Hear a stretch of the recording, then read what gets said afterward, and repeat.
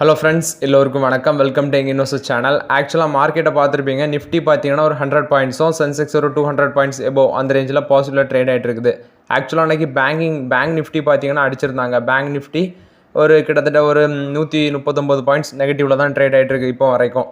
So banking stocks குறிப்பாட்டு HDFC bank தவிர Kotak Mahindra bank, next பார்த்தீங்கன்னா எஸ் பேங்கு, நான் பார்த்த எல்லா பேங்க் ஷேருமே மோஸ்ட்லி வந்து இன்றைக்கி நெகட்டிவில் தான் ட்ரேட் ஆகிட்டு இருக்குது. கோட்டக் மஹிந்திரா பேங்கு நமக்கு ஒரு வாய்ப்பு கொடுத்துருக்கு, அடிச்சிருக்காங்க. ஸோ நெக்ஸ்ட்டு பார்த்தீங்கன்னா அதானி போர்ட்ஸோட ரிசல்ட்ஸ் வந்திருக்கு.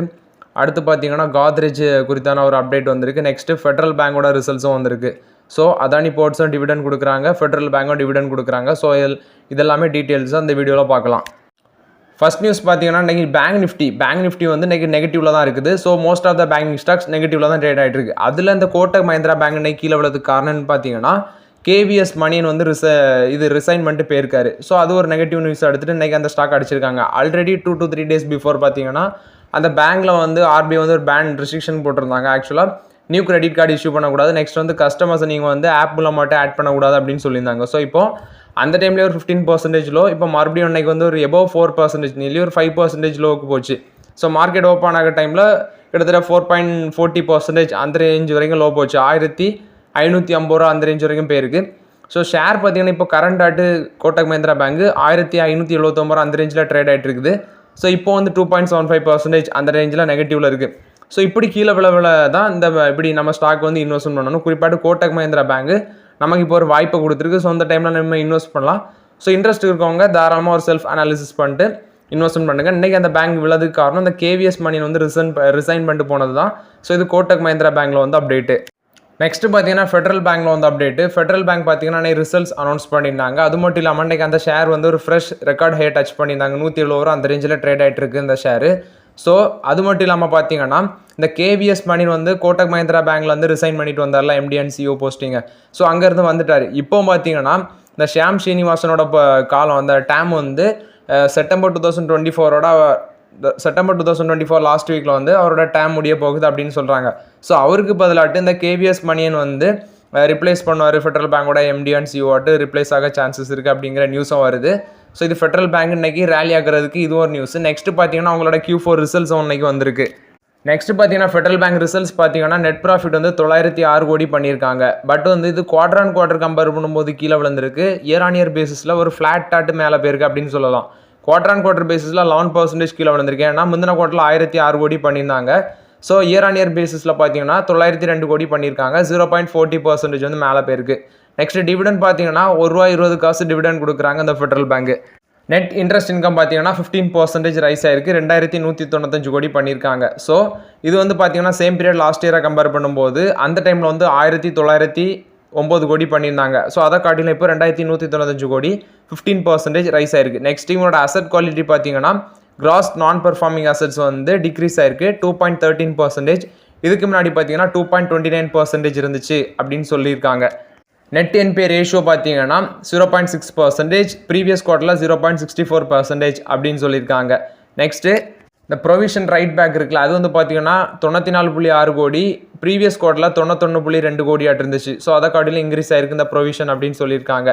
நெக்ஸ்ட்டு இந்த ஸ்லிப்பேஜஸ் பார்த்தீங்கன்னா 371 கோடியாட்டு இருக்குது. அது வந்து முன்னாடி பார்த்தீங்கன்னா முந்தின குவார்ட்டரில் 496 கோடியாக இருந்துச்சு, 496 கோடியாக இருந்துச்சு. ஸோ அதிலையும் கீழே விழுந்திருக்கு அப்படின்னு சொல்லியிருக்காங்க. பேங்கோட நெட் இன்ட்ரெஸ்ட் மார்ஜின் 3.21% இருக்குது. ஒரு ஸ்லைட் இம்ப்ரூவ்மெண்ட்லாம் சொல்லலாம். ப்ரீவியஸ் குவார்ட்டரில் 3.19% ஆட்டு இருந்துச்சு.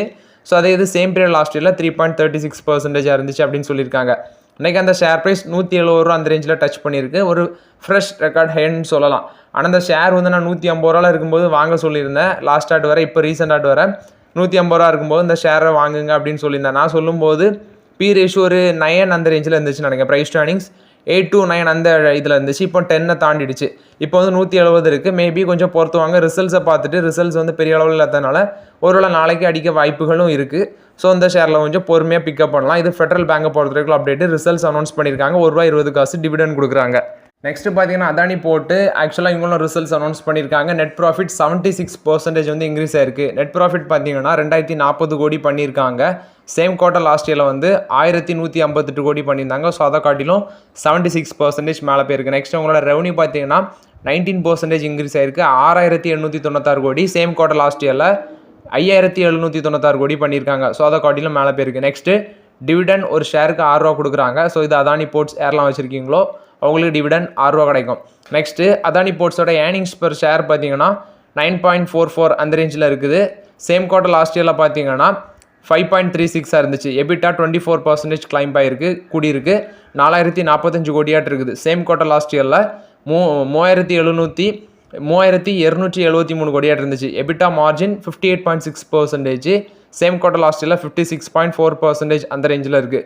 ஷேர் ப்ரைஸ் பார்த்தீங்கன்னா 1348 ரூபா அந்த ரேஞ்சில் இருக்குது. ஸோ இப்போதைக்கு இந்த ஷேர்லலாம் வாங்க முடியாது. ஸோ ஆல்ரெடி வாங்கியிருந்தவங்களுக்கு யூஸ்ஃபுல்லாக இருக்கும் அப்படின்னு சொல்லலாம். ஆனால் இந்த ஷேர் இப்போ இந்த ரேஞ்சில் போய் வாங்க முடியாது. ஆல்ரெடி வச்சுருக்கவங்களுக்கு 1000 ரூபா டிவிடெண்ட் கிடைக்கும். ஸோ ஆனுவல் பேசிஸில் ரெவன்யூ பார்த்தீங்கன்னா 28.09% இன்க்ரீஸ் ஆயிருக்கு. 26,710 கோடி பண்ணியிருக்காங்க. ஸோ சேம் நிதியாண்டு 23 20,851 கோடி பண்ணியிருக்காங்க. ஸோ அதை காட்டிலும் 28% மேலே போயிருக்கு. நெட் ப்ராஃபிட் இயர் ஆன் பேசிஸில் பார்த்தீங்கன்னா இயர் பேசிஸில் 2024 ஃபிசிக்கல் இயர் 2024 8110 கோடி பண்ணியிருக்காங்க.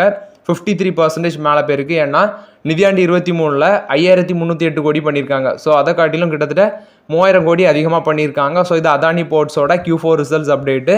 இந்த ஷேர் ப்ரைஸில் வாங்க முடியாது. ஆல்ரெடி வச்சுருந்தவங்களுக்கு 6 ரூபா டிவிடெண்ட் கிடைக்கும். இது வந்து அதானி போர்ட்ஸை பொறுத்தவரைக்கும் Q4 ரிசல்ட்ஸ் அப்டேட்டு. காக்னிசானில் வந்து அப்டேட்டு. காக்னிசான் டெக்னாலஜி சொல்யூஷன்ஸ் பார்த்தீங்கன்னா Q4 ரிசல்ட்ஸ் கொடுத்துருக்காங்க. $4.8 பில்லியன் பண்ணியிருக்காங்க ரெவன்யூ. இயர் பேசிஸில் 1.1% கீழே விழுந்திருக்கு அப்படின்னு சொல்லியிருக்காங்க. ஸோ அவங்க பார்த்தீங்கன்னா இந்த குவார்ட்டரோட ரெவன்யூ கைடன்ஸ் கொடுத்துருந்தாங்க. ஆக்சுவலாக 2.7%லேருந்து 1.2% வரைக்கும் டிக்ளைன் ஆகும் அப்படின்னு சொல்லி அவங்களோட ரெவன்யூ கைடன்ஸ் சொல்லியிருந்தாங்க. இப்போ வந்து 1.1% அந்த ரேஞ்சில் கீழே விழுந்திருக்கு. நெக்ஸ்ட் நெட் ப்ராஃபிட் $546 மில்லியன் பண்ணியிருக்காங்க. 6% இயர் பேசிஸில் கீழே விழுந்திருக்கு அப்படின்னு சொல்லியிருக்காங்க. நெக்ஸ்ட் நிதியாண்டு 24க்கான ரெவன்யூ கைடன்ஸ் கொடுத்துருக்காங்க. எவ்வளோ கீழே விழுன்னு சொல்லியிருக்காங்கன்னா 2.2%லேருந்து டிக்ளைன் ஆக சான்சஸ் இருக்குது. அதே இது க்ரோத் வந்து 1.8%லேருந்து க்ரோத் ஆக சான்சஸ் இருக்குது அப்படின்னு சொல்லியிருக்காங்க. நெக்ஸ்ட்டு அவங்களோட ரெவன்யூ கைடன்ஸ் பார்த்தீங்கன்னா ஆக்சுவலாக அந்த கம்பெனி 200 பேசிஸ் பாயிண்ட்டுக்குள்ளே தான் அந்த ரெவன்யூ கைடன்ஸ் ரேஞ்ச் கொடுப்பாங்க. இப்போ வந்து இவங்க கொடுத்துருக்குது 400 பேசிஸ் பாயிண்ட் கைடன்ஸ் ரேஞ்சில் இருக்குது அப்படின்னு சொல்லியிருக்காங்க. ஸோ வால் ஸ்ட்ரீட்டில் இந்த ஷேரோட ப்ரைஸ் பார்க்கும்போது ஓப்பன் ஆகும்போது இந்த ஷேரோட ப்ரைஸ் பார்த்தீங்கன்னா 4% அந்த ரேஞ்சில் ட்ரேட் ஆகிருக்கு பாசிட்டிவில். பட் க்ளோஸ் ஆகும்போது ஒரு ஸ்லைட்லி அதாவது 0.47 அந்த ரேஞ்சில் வந்து நெகட்டிவில் தான் க்ளோஸ் ஆகிருக்கு. இது வந்து காக்னிசான் டெக்னாலஜி சொல்யூஷனை பொறுத்தவரைக்கும் அப்டேட்டு. $65 அந்த ரேஞ்சில் ட்ரேட் ஆகிட்டு இருக்கு. இது காக்னிசான் பொறுத்தவரைக்கும் அப்டேட்டு. நெக்ஸ்ட் பார்த்தீங்கன்னா காத்ரேஜ் ஃபேமிலியில் வந்து அப்டேட்டு. காத்ரேஜ் ஃபேமிலியோட ஸ்ப்ளிட் ஆக போகுது. 2 டைப்பாக ஸ்ப்ளிட் ஆக போகுதுன்னு ஆல்ரெடி அப்டேட் பார்த்துருந்தோம். இப்போ அடி காத்ரேஜ் அண்ட் ஃபேமிலி பார்த்தீங்கன்னா ஒரு ஓப்பன் ஆஃபரில் வராங்க. ஆக்சுவலாக 26% ஸ்டேக் வந்து அஸ்டெக் லைஃப் சயின்ஸில் அக்யூர் பண்ணுறாங்க அப்படின்னு சொல்லியிருக்காங்க. இந்த ஓப்பன் ஆஃபர் மூலமாட்டு கிட்டத்தட்ட 51 லட்சம் ஈக்விட்டி ஷேர்ஸ் 26% அக்யூர் பண்ணுறாங்க. இதோட வேல்யூ பார்த்தீங்கன்னா ஒரு ஷேருக்கு 1069 ரூபா. அதாவது லாஸ்ட் க்ளோசிங் ப்ரைஸ்லேருந்து 17% டிஸ்கவுண்ட்டில் ஃபிக்ஸ் பண்ணியிருக்காங்க. ஓப்பன் ஆஃபர் வராங்க. 26% அக்யூர் பண்ணுறாங்க இந்த அஸ்டெக் லைஃப் சயின்ஸஸில். நெக்ஸ்ட்டு அடி காத்ரேஜ் ஃபேக்ஷன் பார்த்தீங்கன்னா அவங்க வந்து 20.84% ஸ்டேக் வந்து காத்ரேஜ் இண்டஸ்ட்ரீஸ்லேருந்து யார்கிட்டருந்து வாங்குறாங்கன்னா காத்ரேஜ் இண்டஸ்ட்ரீஸில் அக்யூர் பண்ணுறாங்க. அது யார்கிட்ட வாங்குறாங்கன்னா ஜாம்ஷெட் காத்ரேஜ் ஃபேக்ஷன் இவங்ககிட்ட தான் இதை வாங்குறாங்க. நெக்ஸ்ட்டு அவங்க வந்து 12.65% வந்து காத்ரேஜ் இண்டஸ்ட்ரீஸில் அக்யூர் பண்ணுறாங்க. இது வந்து இன்னொரு ப்ரொமோட்டர் குரூப் என்டிட்டி வந்து வாங்குறாங்க. RKN என்டர்பிரைசஸ் அவங்கள்ட்ட வந்து அக்யூர் பண்ணுறாங்க. இது வந்து காத்ரேஜ் குழுமத்தை பொறுத்தவரைக்கும் அப்டேட்டு. நெக்ஸ்ட் பார்த்தீங்கன்னா ரிலையன்ஸில் வந்து அப்டேட்டு. ரிலையன்ஸ் பார்த்தீங்கன்னா அவங்களோட இன்சூரன்ஸ் பிஸ்னஸை சேல் பண்ண போகிறாங்க. இது வந்து இண்டஸ்இண்ட் இன்டர்நேஷ்னல் ஹோல்டிங்ஸ் வந்து சில நாட்களில் இனி வந்து சில வாரத்தில் வந்து அதை அக்யூசியேஷன் பண்ணிடுவாங்க அப்படிங்கிற அப்டேட் வந்திருக்கு. ரிலையன்ஸ் ஜென்ரல் அண்ட் ரிலையன்ஸ் ஹெல்த்தில் 100% ஸ்டேக்கை விற்கிறாங்க. ரிலையன்ஸ் நிப்பான் லைஃப்பில் வந்து 51% ஸ்டேக்கை விற்கிறாங்க. இது யார்கிட்ட விற்கிறாங்கன்னா இண்டஸ்இண்ட் இன்டர்நேஷ்னல் ஹோல்டிங்ஸ்ட்டை. இதுக்கு வந்து ரிலையன்ஸ் இப்போ IRDA அவங்களோட அப்ரூவல்காண்டி வெயிட் பண்ணுறாங்க. ஏன்னா இது வந்து இன்சூரன்ஸோட ரெகுலேட்டரி இந்த IRDA இவங்க வந்து அப்ரூவ் கொடுத்தோன்னா இதை வந்து இண்டஸ்இண்ட் இன்டர்நேஷ்னல் ஹோல்டிங்ஸ் வந்து ரிலையன்ஸ்லேருந்து வாங்குவாங்க அப்படிங்கிற அப்டேட் வந்திருக்கு. இது வந்து ரிலையன்ஸ் கேபிட்டலை பொறுத்தவரைக்கும் அப்டேட். ரிலையன்ஸ் கேபிட்டல் பார்த்தீங்கன்னா 3 இன்சூரன்ஸ் கம்பெனிஸை விற்கிறாங்க. சில வாரத்தில் அதை வந்து இண்டஸ்இண்ட் இன்டர்நேஷ்னல் ஹோல்டிங்ஸ்ட்டை விற்றுவாங்க அப்படிங்கிற அப்டேட் வந்திருக்கு. இது ரிலையன்ஸ் கேபிட்டலை பொறுத்தவரைக்கும் அப்டேட்டு. நெக்ஸ்ட் பார்த்தீங்கன்னா ஏர்டெல் வந்து அப்டேட்டு. ஏர்டெல் வந்து அப்டேட் என்னன்னா competition of commission of India வந்து அப்ரூவல் கொடுத்துருக்காங்க. இவங்க வந்து அடிஷ்னல் 20% ஸ்டேக்கை இந்த DTH அவங்களோட DTH பாரதி டெலிமீடியா அதில் வந்து அக்யூர் பண்ணுறாங்க. யார்கிட்ட இருந்து வாங்குறாங்கன்னா வார்பக் பின்கஸ் அவங்கள்ட்ட தான் வாங்குறாங்க அப்படின்னு சொல்லியிருக்காங்க. ஆல்ரெடி இந்த டிரான்சாக்ஷன் முடிஞ்சிருந்துச்சு 2021. Next competition commission of India வந்து ஆகஸ்ட் 2023 ஃபைன் போட்டிருந்தாங்க. ஏன்னா அவங்கள்ட்ட இன்ஃபார்ம் பண்ணாமல் பண்ணதுனால. ஸோ அக்டோபர் 2023 தான் அதுக்கு அப்ரூவல் கிடச்சி அப்படின்னு சொல்லியிருந்தாங்க. ஸோ இப்போ மறுபடியும் அந்த அப்ரூவல் கிடச்சிருக்கு. ஆக்சுவலாக டாடா சன்ஸ் தான் ரீசெண்டாகிட்டு தெமாஸ்கிட்டேருந்து 100% ஸ்டேக்கை வந்து டாடா பிளேயில் அக்யூர் பண்ணி வாங்கியிருந்தாங்க. ஸோ இது வந்து ஏர்டெல்லை பொறுத்த வரைக்கும் அப்டேட்டு. நெக்ஸ்ட்டு பார்த்தீங்கன்னா யூஎஸோட ஃபெட் ரிசர்வ் மீட்டிங் முடிஞ்சிருக்கு. ஸோ அவங்க வந்து இன்ட்ரெஸ்ட் ரேட்டை ஹோல்ட் தான் பண்ணுறாங்க. அவங்க சொல்லியிருக்கிறது இன்ஃப்ளேஷன் வந்து பெரிய அளவில் குறையல அப்படிங்கிற அப்டேட் கொடுத்துருக்காங்க. நெக்ஸ்ட்டு பைஜூஸ்க்கு மேலே என்சிஎல்டியில் ஓப்போ வந்து ஒரு இன்சால்வென்சி வழக்கு தொடர்ந்துருக்காங்க. நெக்ஸ்ட்டு பிசிசியும் நவம்பர் 2023 இவங்களுக்கு எதிராட்டு ஒரு இன்சால்வென்சி வழக்கு தொடர்ந்துருந்தாங்க பைஜூஸுக்கு எதிராட்டு. இப்போ ஓப்போவும் வழக்கு தொடர்ந்துருக்காங்க என்சிஎல்டியில் அப்படிங்கிற அப்டேட் வந்திருக்கு. நெக்ஸ்ட்டு பார்த்தீங்கன்னா விப்ரோவில் வந்து அப்டேட்டு. விப்ரோ பார்த்தீங்கன்னா நோக்கியாட்ட வந்து ஒரு கான்ட்ராக்ட் கிடச்சிருக்கு. எதுக்குன்னா ஏஐ டெக்னாலஜி சம்மந்தமான ப்ராஜெக்ட் அப்படின்னு சொல்லியிருக்காங்க. இது விப்ரோவில் வந்து அப்டேட்டு. ஆக்சுவலாக கான்ட்ராக்டோட வேல்யூ கால அளவு எதுவுமே சொல்லலை. ஆனால் இது வந்து விப்ரோவில் நோக்கியா கூட இருந்து கான்ட்ராக்ட் வந்திருக்கு. ஏஐ ப்ராஜெக்ட் சம்மந்தமான கான்ட்ராக்ட் அப்படின்னு சொல்லியிருக்காங்க. இது விப்ரோவை பொறுத்த வரைக்கும் அப்டேட்டு. ஸோ ஓகே ஃப்ரெண்ட்ஸ், ஆக்சுவலாக அந்த வீடியோ உங்களுக்கு பயனுள்ளதாக இருக்கும்னு நினைக்கிறேன். பயனுள்ளதாக இருந்துச்சுன்னா லைக் பண்ணுங்கள், சப்ஸ்கிரைப் பண்ணுங்கள், கமெண்ட் பண்ணுங்கள். Okay friends, thank you.